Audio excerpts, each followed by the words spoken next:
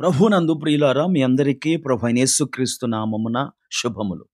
నేటి ధ్యానం కొరకు యోహాను రాసిన సువార్త 16వ అధ్యాయం 32వ వచనాన్ని చదువుకుందాం. ఇదిగో మీలో ప్రతివాడును ఎవని ఇంటికి వాడు చెదిరిపోయి నన్ను ఒంటరిగా విడిచిపెట్టు గడియ వచ్చుచున్నది, వచ్చేయున్నది.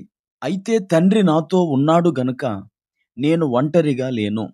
ఒంటరితనం ప్రతి భాషలో ఉన్న పదములన్నిటికంటే అత్యంత దీనమైన పదం ఒంటరితనం. దీనికి వయస్సుతో పని లేదు, జాతితో పని లేదు, ఆర్థిక పరిస్థితితో, తెలివితేటలతో అస్సలు పని లేదు.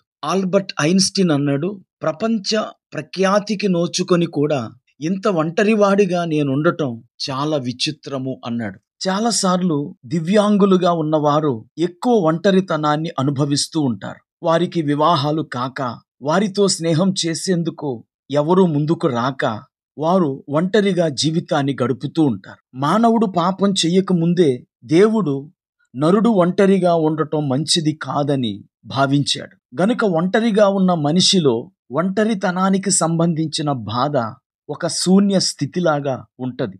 నిజానికి వివాహము వలనే ఒంటరితనము కూడా దేవుని అనుగ్రహము లేక దేవుని ఆశీర్వాదమే. మన ప్రభువైన యేసుక్రీస్తు ఒంటరిగానే గానుగను త్రొక్కినట్లు యెషయా గ్రంథము 63:3లో మనము చదువుతాం. ఒంటరిగా గానుగను, ఒంటరిగా ద్రాక్ష గానుగను త్రొక్కి తిని జనములలో ఎవడునూ నాతో కూడా ఉండలేదు. యేసుక్రీస్తు శిలువ శ్రమలన్నీ ఒంటరిగానే అనుభవించాడు. తిరస్కారాన్ని పొందినప్పుడు, ఉమ్మివేయబడి హేళన చేయబడినప్పుడు, కొరడాలతో కొట్టబడినప్పుడు, శిలువ మోసినప్పుడు ఆయన ఒంటరితనాన్ని అనుభవించాడు. అయితే ఆయన ఒంటరితనం మానవాళికి ఆశీర్వాదమయ్యింది, మానవాళి రక్షణకు కారణమైనది. అపోస్తలుడైన పౌలు కూడా ఒంటరివాడే. అయితే ఆ అపోస్తలుడైన పౌలు ద్వారా అనేక సంఘాలు కట్టబడ్డాయి. ఈరోజు మనము చదువుకుంటున్న క్రొత్త నిబంధనలోని సగం కంటే ఎక్కువ పుస్తకాలు పౌలు చేతే వ్రాయబడ్డాయి. అంటే పౌలు ఒంటరివాడైన క్రీస్తు వధువునకు ఆశీర్వాదకరమయ్యాడు. ఈరోజు అనేక మంది తమ యొక్క ఒంటరితనాన్ని బట్టి చింతిస్తూ ఉంటారు. ఒంటరితనము యొక్క బాధ యేసు ప్రభు వారికి తెలుసు. శిష్యులు తనను వదిలిపోయినప్పుడు ఆయన ఎంతో ఒంటరితనాన్ని అనుభవించాడు. చదవబడిన మూలవాక్యములో మనము ఆ విషయాన్నే చూశాం. అయితే తండ్రి నాతో ఉన్నాడు గనుక నేను ఒంటరిగా లేను. సాధారణంగా ఒంటరితనం అనేది మనము కోరుకోకుండానే వస్తుంది. నిండు నూరేళ్ళు కాపురం చేద్దామని పెళ్లి చేసుకుంటాం. కానీ కాపురంలో కలతలు వచ్చి కొన్నిసార్లు భార్యాభర్తలు విడిపోయి ఒంటరి వాళ్ళు అవుతారు.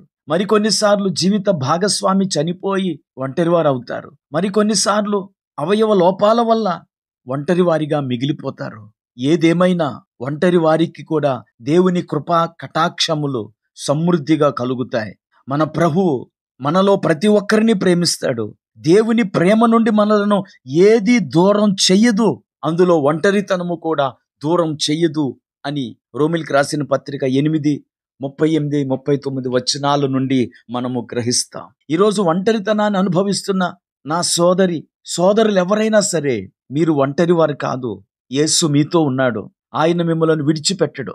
ఒకవేళ మనుషులు మీతో స్నేహం చేయకపోవచ్చు, లేక మీకు వివాహం కాకపోవచ్చు, కానీ ప్రభువుకు మీరు విలువైన వారు. ఈ లోకంలో వివాహితులను ఆయన వాడుకున్నట్లుగానే మిమ్మలను వాడుకుంటాడు. అంతకంటే ఎక్కువగా మిమ్మలను వాడుకుంటాడు. ప్రార్థన చేసుకుందాం. కృపా కనికరం కలిగిన మా తండ్రి, నీకు వందనాలు. ఈ మాటలు వింటున్న వారు ఎవరైనా సరే ఒంటరితనం వల్ల ఆవేదన పడుతుంటే మీరు వారిని బలపరచండి. వారు ఒంటరి వారు కాదు, మీరు వారితో ఉన్నారు అనే విషయాన్ని వారు గ్రహించున్నట్లుగా నీ ఆత్మచేత వారిని ఆవరించి బలపరిచి గొప్ప ఆదరణ ధైర్యము అనుగ్రహించమని యేసుక్రీస్తు నామమున ప్రార్థించి వేడుకుంటున్నాము. ఆమేన్.